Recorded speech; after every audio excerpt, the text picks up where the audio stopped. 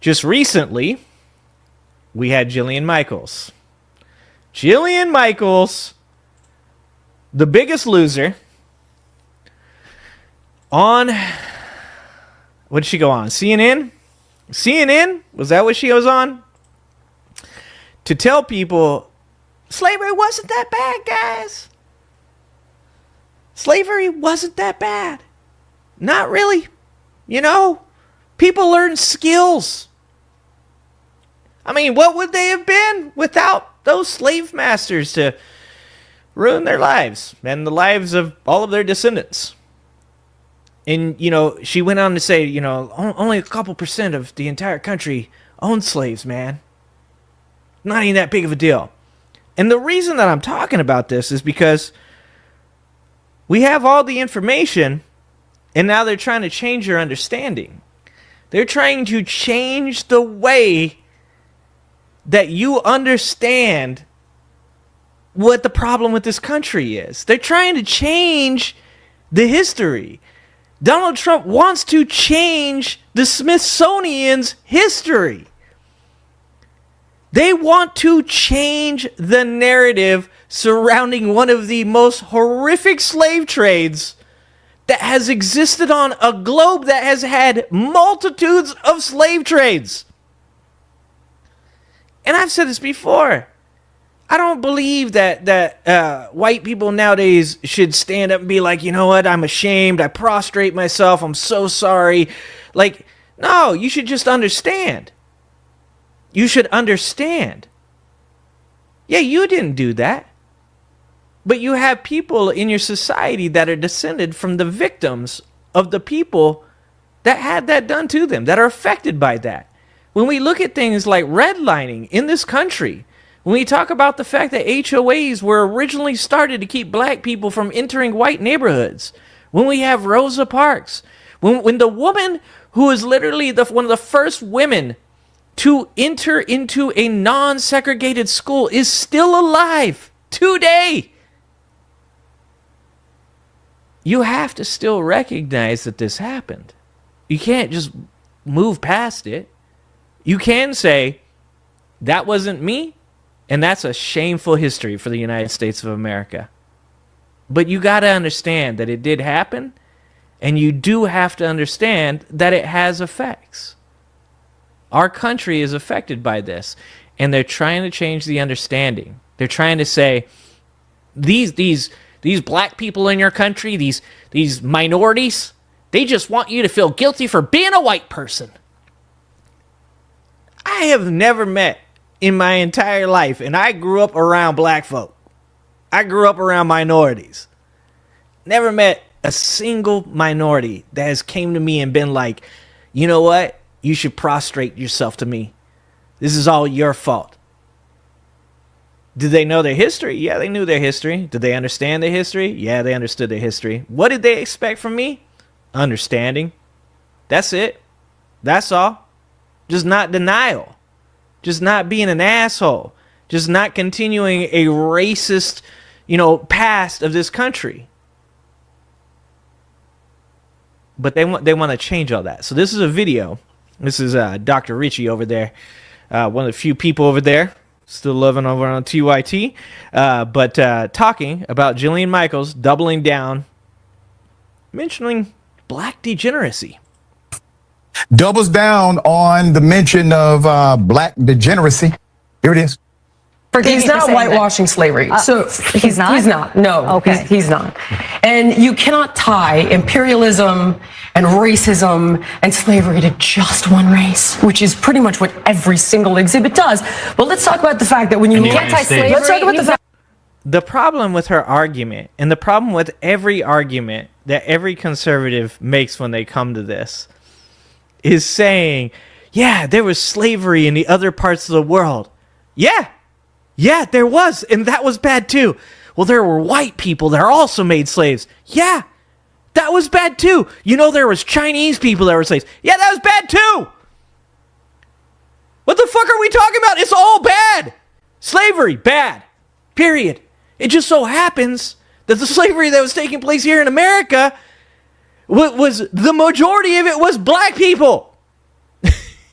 And those people still live here. Their fucking descendants still live here. You don't get to be, and this is something that goes along with MAGA. You don't get to abuse people and then just sweep it under the rug. That is the problem.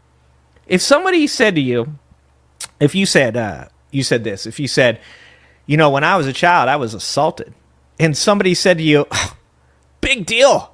There's people all around the world getting assaulted. That's a what? A what? The fact that atrocities are happening or have happened throughout the world, throughout history, does not in any way minimize an atrocity that has happened to you or your ancestors.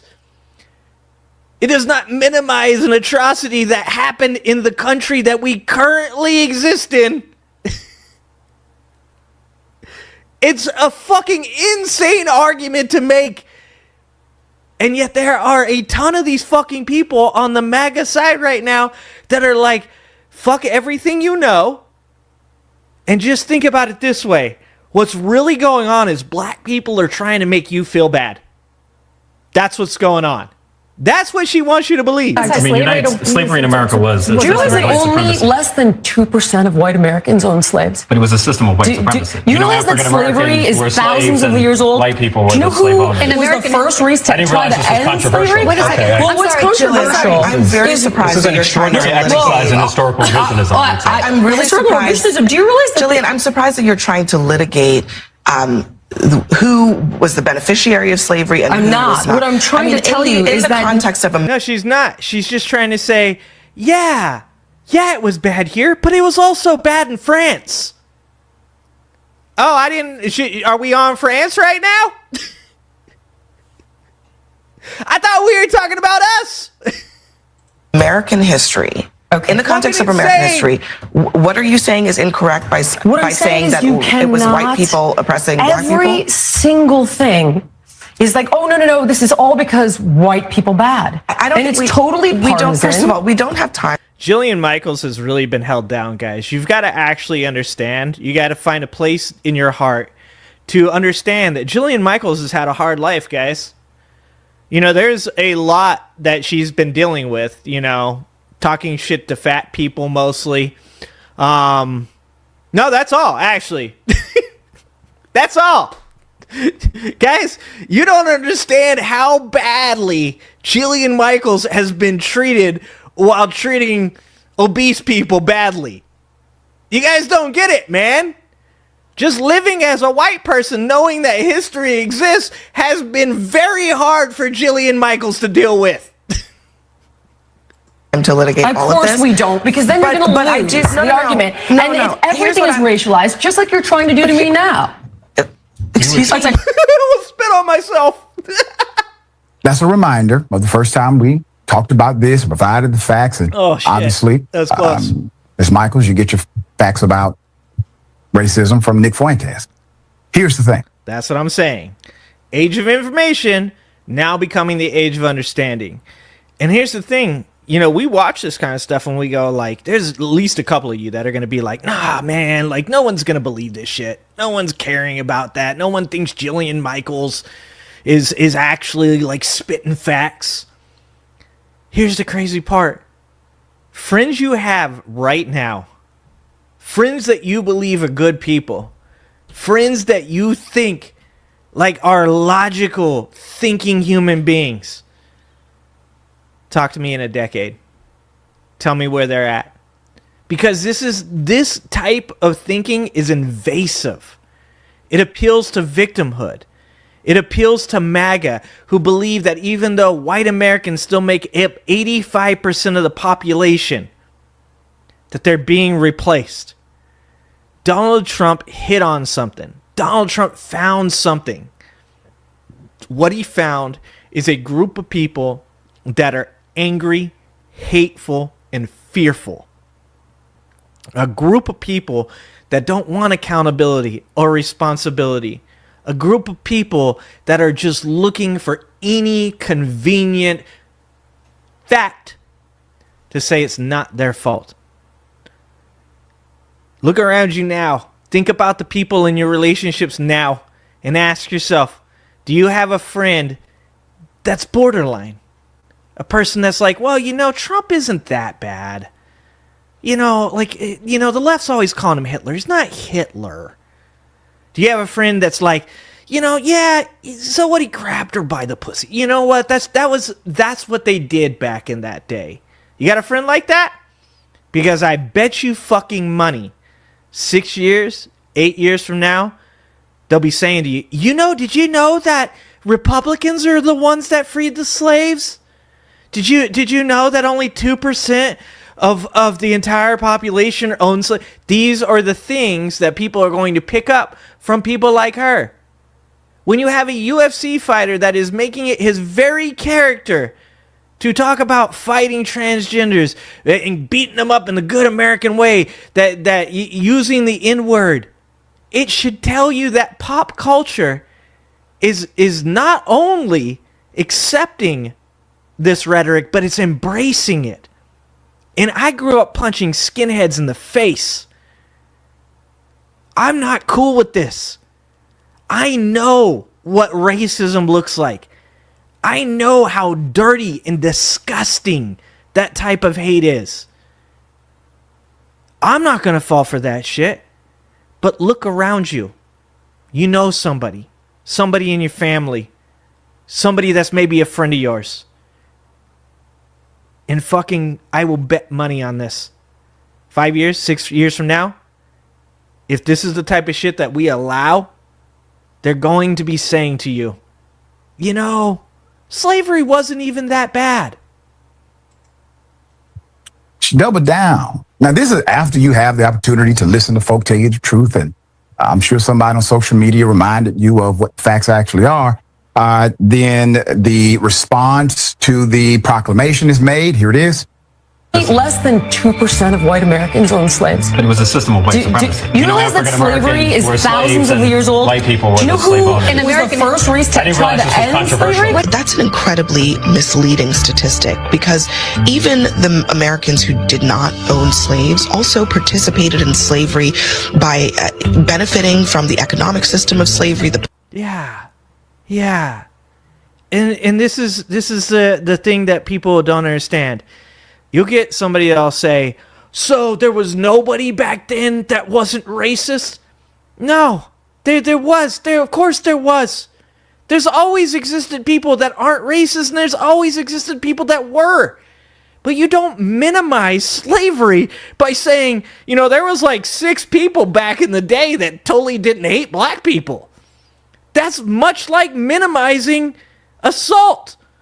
Like, you don't minimize women being, harmed by men by saying, well, there were men back in the day that also didn't harm women. Yeah, no fucking shit. I don't think we're talking about them. And when you start defending shit like that, you look like you might be a little insecure about whether or not you're one of them. Currently, there is a list of pedos that exist within our government that a certain Trump president is defending. If we were to say, during the administration of Donald Trump, a lot of pedos got defended, and you were to say, well, there were some politicians that weren't for it. Yeah, motherfucker, of course there were. That does not minimize the fact that there are people currently stopping people from getting fucking justice. Victims. Political system of slavery and culturally treating black people as if they were not human. But Jillian didn't acknowledge any of those things, and that, I think, is really what shocked so many of us at the table. Since then, insane. She's doubled down, and she's even said that she had reached out to the White House before coming on the show to ask them about which Smithsonian exhibits they wanted to dispute. She acknowledged that none of the talking points provided by the White House, according to her, had to do with slavery, and yet she still decided to downplay it at the Newsnight table. Fast forward a couple of days later. Yeah, because she has a narrative. This is the problem with these people. Like, the reason I like watching videos live is because I'm reacting. I'm giving you my analysis on point, right? I didn't come into this going like, okay, I'm going to say X, Y, and Z, right? Like, I don't like watching videos and then giving you guys analysis because I don't want to feel like what I'm doing is contrived. I want to react to what is being said. And sometimes I'm wrong, and that's okay. Sometimes, I'm going to get a statistic wrong because I'm reacting to it at the time. That's fine. I don't mind being corrected. But if you're going to go on to something like this and you already have this narrative in your head that this is what's going on, then that's what's going to come out during that interview. There are so many complicated questions when it comes to America's past, and there are no simple answers. And this taking it down to hey, at the end of the day, yes, some black people were definitely slaves, but some white people weren't racist. Like, that is a fucking bananas argument. I say this to MAGA all the time. There are arguments that you could make. That's not one of them. And now President Trump is actually also downplaying slavery, suggesting that the Smithsonian talks about it too much and overemphasizes the negative of It is literally our fucking history. slavery in the context of American history. That's correct. And I don't know why you guys are still talking about the fucking American Revolution. Why are we still talking about the American Revolution so much? I mean, Jesus Christ, it's mentioned in the history books. It's in museums. Fucking people, why are people always talking about George Washington? Man, why are people talking about any president? Why are we talking about Trump's first term still? Why do we talk about Obama or Clinton? It's because it's fucking part of our history. And if you do not know your history, you are fucking doomed to repeat it. And we are people think this is hyperbolic to say, but we are about to enter a new form of slavery. One that has been written about in books like 1984. And that is the slavery of the proletariat. The slavery of the middle class and the working class. When you have federal government agents in the middle of some of the nicest places of DC, have no doubt that's not to police crime. That's to keep black people, brown people, and poor white people where people like Donald Trump and Bezos and Zuckerberg want them. And that is in ghettos on the outskirts of the cities, so that way they can keep you building the fucking robots that Elon Musk can call his friends. If you do not know your history, you are doomed to repeat it. If you do not know why those people had slaves and what they used them for, you are doomed to repeat it. And if you think today, because you have white skin, that somehow is going to keep you from becoming one of them, I have news for you. You do not make enough money. Even if you are upper middle class, you do not make enough money to keep your head above that water. That water is going to catch you, it is going to consume you, and you are going to be just another person showing up to the factory, building the robots, and dying early of cancer. Because that's what they want from you. This Abby Phillip, great job, by the way. I'm very impressed. So, as Michael said, yeah, I called White House. Yep, I called White House, had a conversation. It's called a co-conspiracy, okay? It is a messaging co-conspiracy. It is intentional, it is by design, and they've been doing it for a very long time. Now, Ms. Michaels responds to tell her side of the story at an event. Here it is. I go on CNN and I get the topics ahead of time. So one of them is that Trump is trying to revise history by asking the Smithsonian to revisit some of their installations. What does that mean? Like art pieces? Bro, to revisit. Imagine if Joe Biden asked anybody to revisit anything at all. Like, let's just say Joe Biden said, let's go ahead and go on down there to the Civil War Museum. I heard that there was possibility some LGBT involvement in the Civil War that was unseen.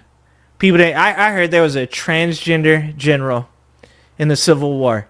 MAGA would lose their fucking minds. Lose their minds. And remember, when I said, look around you, think about it. Think about how insidious this thinking is. About, like, look at your friends, look at your family members, look at people that you still, like, look at with respect right now, that you still love because they haven't joined up, because they're not quite that far gone yet. Look at Jillian Michaels. 10 years ago, I could have said the same thing to you about Jillian Michaels. And you would have been like, she's kind of a little crazy, but she ain't that crazy. You would have said, yeah, so what? She likes money, but she ain't that bad. And look at her now. This is exactly what I'm talking about. This is the insidiousness of misinformation, of the grift. And I also want to say this. When I say that about, like, the water rising, these people, whether it's Jillian Michaels or Ben Shapiro or Charlie Kirk, or even, like, you see some of the Democratic folk that won't say shit, your Hakeem Jeffries, your Chuck Schumers, we're sending strongly worded letters to Donald Trump. I want you to keep this in mind. Those people think that they can outrace that water. They're not quiet because they think, this is actually a pretty good strategy. They're quiet because they're scared. They're quiet because they think if they just stay quiet and they don't do anything to piss Donald Trump off, when he revises history and he changes what the Smithsonian has to say about slavery, and he outlaws being something like LGBT, when he says that trans people don't exist like Iran does or Saudi Arabia does, that they'll be okay. Because once again, when you look around, if you got a Hakeem Jeffries in your life, you're like, he's a little misguided. He should speak up more. He's actually a good dude, though. A lot of those people are going to find, as more information, more insidious misinformation becomes a part of their life, that it's easier to embrace it and not go against the current than it is to take it up. Because like I said at the beginning of this, relationships in this country as well as across the globe are built on dishonest affirmations. You saying to the other people in your life, yeah, I agree with that, while inside going, fuck, I don't agree with that. And we need more honest people. We need more people that are willing to say, you know what? I'm going to go against the current, and if that means I stand here the fuck by myself, then I will do so, because I'm not fucking scared. You can't just talk about it. You gotta be about it. Wasn't sure. Okay. So I asked the same question. So I reached out to the comms team at the White House. I said, listen, this is going to come up. Can I ask you, what installations is the administration taking umbrage with? Can you send it to me? So they send me a document, and it's about 50 pages. Oh my word. Not one thing in the document, not one installation actually is about slavery. This one woman on the other side immediately goes to Trump is whitewashing slavery. So with unbelievable confidence, knowing what was... Donald Trump said the fucking words himself. Even if the White House sent you 50 pages, and I'm being best faith here, and not a single one of those things had anything to do with slavery, Donald Trump himself said that they should be looked at. These are his words. Nobody's fucking taking him out of context. He said this shit. In there, I'm like, no, he's not. And then when I said no, he's not, then Abby Phillips and Richey Torres essentially, I guess, made some sort of assumption that I was trying to defend slavery. I'm not quite sure where they got that impression. We constantly talk about... You're not defending slavery, you're defending white people. And it's not necessary. Because if you don't feel like okay, so if my wife comes to me and she starts talking about somebody abusing his wife, right? And she's worked up, she's pissed off. She's like, it's just like, this guy is super abusive of this woman. And then I'm like, yeah, actually, he's not that bad of a dude. My wife is right to look at me and be like, why the fuck are you defending a dude that beats his wife? Are you abusive? Like, that's the point. If somebody says something about slavery existing and you jump up and you're like, hey, white people aren't bad. It makes you look fucking suspect and insecure, dog.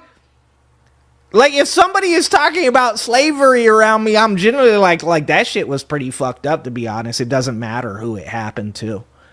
White people, black people, Chinese people. Like, slavery is just bad. I'm just, like, against it. Like, I'm not about to be like, hey, man, did you know? Bro, actually, do you know who freed the slaves? White people. Like, motherfucker, they were the people that owned them. They made up like 90-some% of fucking the slave owners, 98%, whatever the fuck it was. Yeah, I would think that they had something to do with it. It's sus that you're having to defend this. White supremacy. But we look the other way with black degeneracy. It begets white hostility that then validates and begets white degeneracy. And it's this impossible cycle. So I turned around to Richey Torres and I was like, do you realize that less than 2% of Americans white Americans owned slaves? Wow. And the reason I say this is I'm not trying to whitewash slavery. Yeah, you are. It's because not all white people are the enemy. White people, we really don't understand. We don't. She's literally every dude that when a woman says, you know what pisses me off? Is men in the patriarchy. And some dude's like, there's no patriarchy, bro. Like, okay, was she talking about you? Because you seem to be very much insecure about the fact that you think she might have been talking about you. She's every dude that has ever fucking been like, not all men. Like, motherfucker, if she ain't talking about you, she ain't talking about you. If you have never abused a woman in your life, then you don't have to worry about whether or not you're being included in the DV people. You should feel pretty fucking secure that you're like, I ain't do that shit, so I'm good. But also, fuck those dudes. Fuck the dudes that abuse women. I'm not one of them. I didn't do it. I don't have to be insecure about it. And also, fuck those dudes. And that's the way that white people can be about slavery too. Is you can say, yeah, I didn't do that shit for sure, but it's still fucking embarrassing. I didn't do that shit, but it's still fucking horrific. I didn't do that shit, but it's still part of our fucking history. That's what's wrong with Jillian Michaels. Because you know why? Deep down, she does believe that it wasn't that bad. Deep down, she does believe, why can't these black people just get over it? That's why it's so important to her. And then black people are like, I don't have to explain this to you. And it's like, maybe you do. Maybe you do. And white people, even though you may not have been responsible for it and you don't want to get another lecture, I think you need to sit there and listen long enough to understand why. Who the fuck is getting lectured? Who are these people? Like, what groups does Jillian Michaels like exist in where there are black people that are lecturing her on her perceived white guilt? Or the necessity of her white guilt. It doesn't exist. This is the same thing as the fucking Sydney Sweeney commercial. Like, is there like a person that exists out there that like 100% believes that white people should have to atone for the sins of the past? Of course. Just like I've said it before. There are assholes that are white, assholes that are black, trans people that are assholes, straight people that are assholes. There are assholes in every single segment of our society. They do not represent the whole. They don't. This fucking made up scenario in which Jillian Michaels has been lectured does not exist unless she brought up the fucking subject and tried to defend slavery. The only time you're ever going to get lectured about being white and fucking and slavery being the topic is if you're trying to defend it. The pain is still there.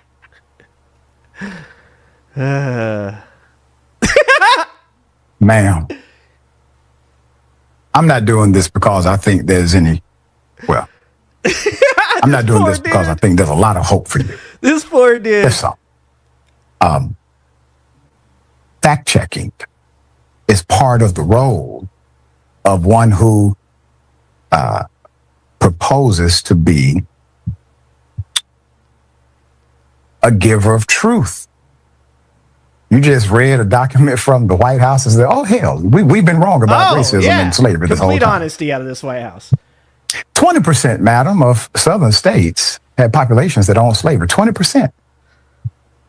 Damn near 70 to 80% of the enterprise was supported by law, culture, banks, insurance companies. Yeah, but they didn't own the slaves, dude. It's no big deal. The picture, full mass. I just want you to take a good look at MAGA's choice, okay? So, here we go. After comments Michaels made last week on CNN's Newsnight with Abby Phillip, Abby had to do a whole damn new commentary and post it. This was so outrageous. About the breadth of slavery, and blew up across the internet. She now has made claims about black degeneracy. This happened when Michaels was a speaker at the 10X Ladies Conference. This was in Florida, August 16th, sat down with the conference's host for a conversation. That's when she said this. Now, let's talk about the 2%. Before he gets into that, too, I want to say something, because I know most of you guys probably know who these dudes are. The Cartier family, right? They're 4 black dudes, 4 brothers. And I recently watched a video of them watching Nick Fuentes. And the reason I bring this up is because of the word black degeneracy. And if you're black and you think I'm not talking to you when I say look around you and look at your friends, look at your family members, and ask yourself whether or not they'll be spewing this bullshit 6 years from now, I'm talking to you too. I'm talking to everybody. Black, brown, white, purple, green, blue, yellow, stripes, whatever you got. No one is immune to this disinformation. I watched 3 of the 4 brothers shit on black people for being degenerate. I watched 3 black brothers shit on not just on black people, by the way, because really what they're talking about is poor people. I watched 3 young black men, well educated, that come from a good family, talk about other black men as though they were beasts, as though they were animals. And coming from where I come from, a place where literally we had to punch dudes in the mouth for talking about people like that, for being racist garbage. Like, that was so fucking sad to see, man. Because I just wanted to reach out to those dudes and be like, man, you're saying to yourself, like, look, like we're so much better than these other black people, and like, you know, like they are animals, yada yada yada. Because like what you're talking about, you're not talking about a black situation. You're talking about a poor person situation. This is where I come from. Like, when you say like those black people are criminals, no, what you mean was those poor people. And I've talked about this before. The reason that there's so much crime in impoverished areas. You know, once when I first came up to where I live now, and I was talking to somebody at the place I worked, he was talking about, you want to come out on the boat with me? And I said, man, I don't really do water. And he's like, you don't do water? What do you mean you don't do water? And I was like, I'm not the greatest swimmer, dude. And this is what the dude said to me. He said, you ain't black. And I was like, dog. I'm like, you know, the reason why people can't swim isn't because they're black. It's because when you grow up in poor areas, you don't have access to getting to places where there are bodies of water that you can swim in. The reason that I can't swim well, which I swim okay, guys. I'm one hell of a doggy paddler, okay? And I can swim for about 13 seconds without fucking running out of breath. Like real swimming. I don't go far, but it looks like a lot. I'm just saying. I'm like, you know, the reason that there's a myth that oh, black people can't swim is because it's poor people. It ain't black people.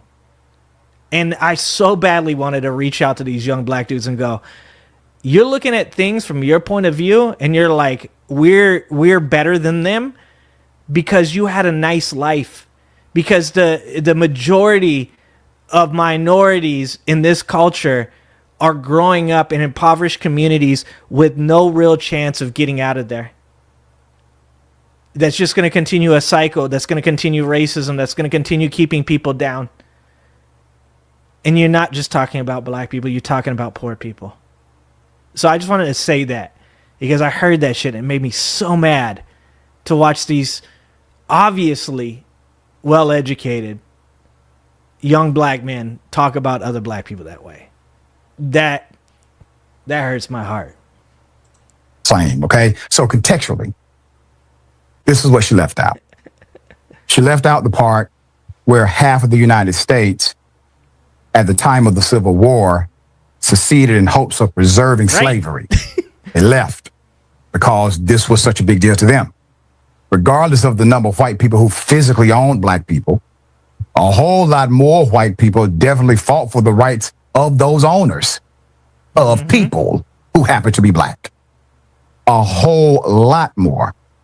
To own black folk was a thing. You can't own a human being. It's a ridiculous concept. It's insane to even consider the point. And it somehow makes people forget what slavery is. Once again, slavery is human trafficking. With all of the bad, no matter perils what. that come with that, including sexual assault, murder, abuse. So human trafficking, sanctioned, legalized, statutorily protected in the United States of America.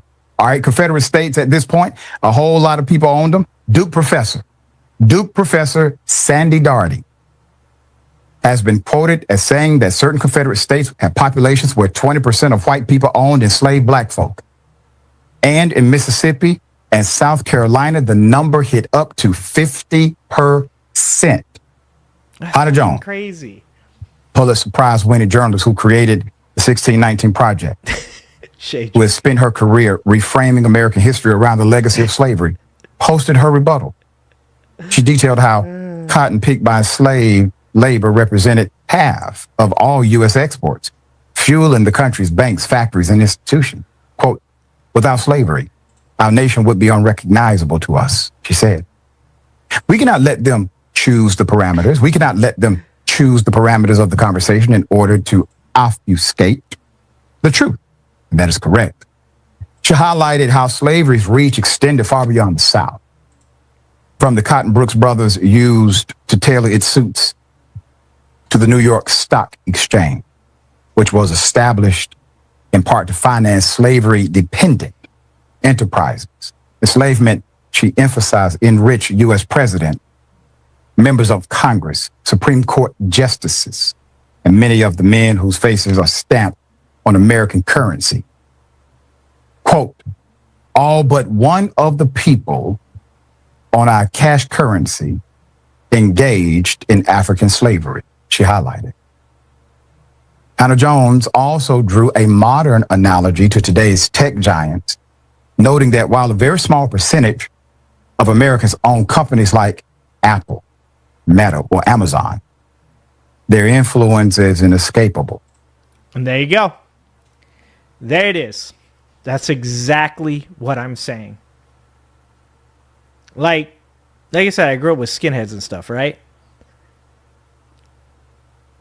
When you have like these Cartier brothers, right?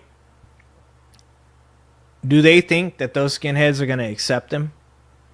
Do they think that they're going to get to be part of society and that those skinheads are going to be like, no, those are the good black people?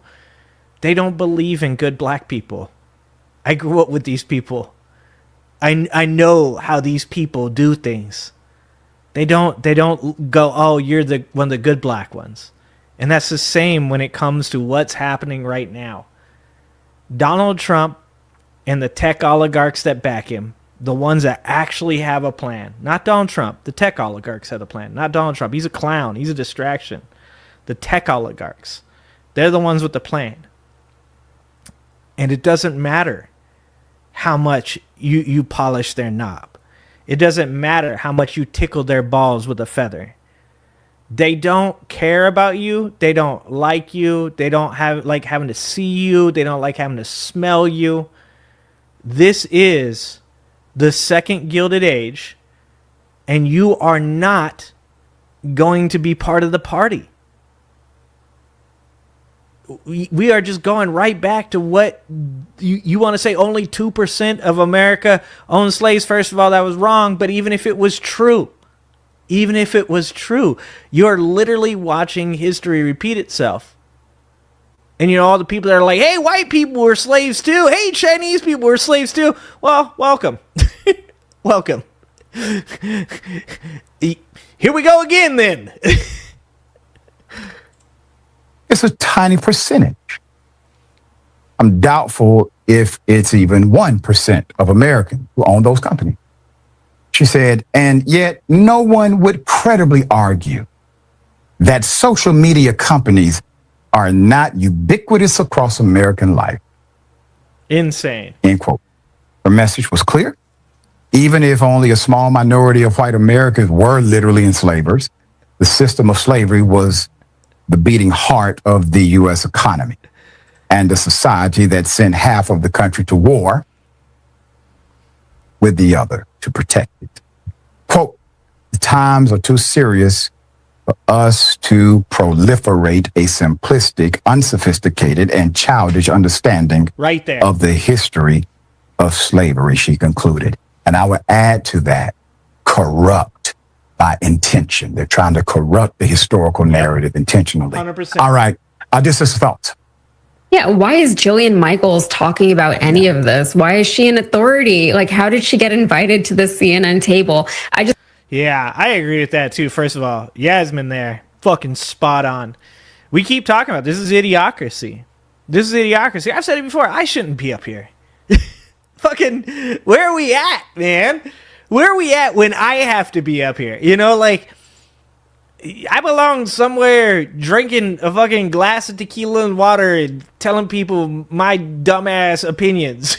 Like, how far have we fallen when I'm the resistance? How far have we fallen when I know some people will be like, don't put yourself down, but that's not what it is. I want people to understand that that's not what it is. There's supposed to be people that are better than me. They're supposed to, when Kyle Kalinske the other day said there are troops being sent to Venezuela and the only person covering it is my dumb ass on YouTube.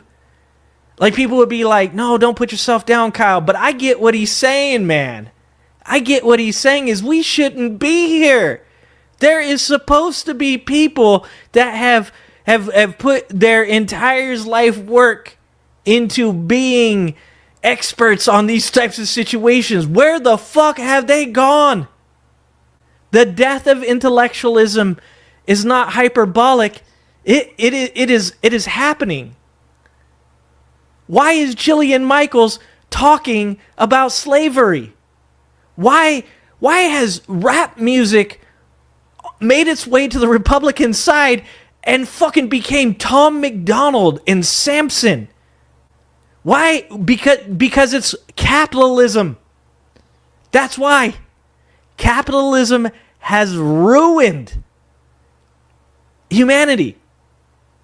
I've said this before. When we talk about capitalism, people go, oh, so you're anti-capitalism? No. Capitalism is 100% the best economic driver for a country. But it is not humane. It lacks humanity. That is why the United States of America is the #1 economy in the world, and the people that live here are the 25th happiest country in the world.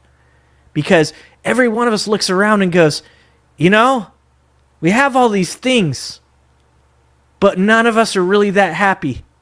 And it's because when all you live for is capitalism, you lose your humanity. That's the idea, is that nothing should ever, no form of government should ever just be that. Like, you need elements of socialism. You need elements of democracy. You need elements of capitalism. You can't have capitalism without these other things, and that's why we're at where we're at. Except for my ass, I don't make any money. I'm just here for the love of the fucking game. And, you know, there's something to that when she says, why is Jillian Michaels up here? Why has CNN brought Jillian Michaels on? And why would anybody, for the love of fucking Christ, ever repeat Jillian Michaels' opinions on fucking slavery? I remember one time a friend of mine, a family member actually, was quoting things from a book. And I said, what book is that? And they said, RFK Jr.'s book. And I said, this information seems suspect. Can you show me the sources? And I shit you not, this person sent me a picture of the sources. One of them being Rob Schneider. They didn't even understand what I meant when I said sources. I didn't mean Kevin Sorbo. I didn't mean Rob Schneider. I mean, where the fuck did you get the study from? And that is where we're at now. Quote your sources. Rob Schneider. Deuce Bigelow, Mel Gigolo? Okay. Just watched that documentary about her work on The Biggest Loser, and oh my god, like I never watched that show, but she was terrible. Like she was a terrible person back then, and it seems she still is on something now. And even if less than 2% of white people own slaves, who cares? Okay, like we're always railing against the 1% in modern days, which is less than 2. 1% is less than 2. So currently today, also less than 2% of people, not just of all white people, but of all people, are controlling a handful of multinational corporations and holding lives, all of our lives and our planet hostage for the sake of their own further enrichment.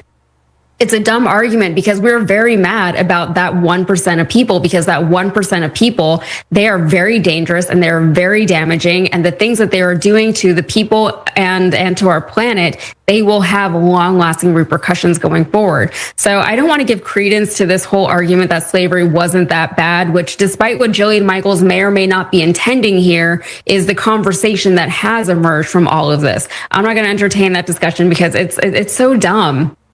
If Jillian Michaels needs something like this to be explained to her also, then again, why is she being invited to speak on things that she does not understand? And all of this is actually stemming from the fact that Trump said that the woke Smithsonian, that's what he called it, focuses too much on how bad slavery is, and he does not like that. He's already talking about replacing PBS with PragerU, and that PragerU clip went viral where a cartoon Christopher Columbus was saying that being enslaved was actually better for the natives that he conquered, rather because, you know, he could have killed them. So slavery really isn't the worst thing in the world. He was being very, very benevolent to the natives of these places in the Caribbean.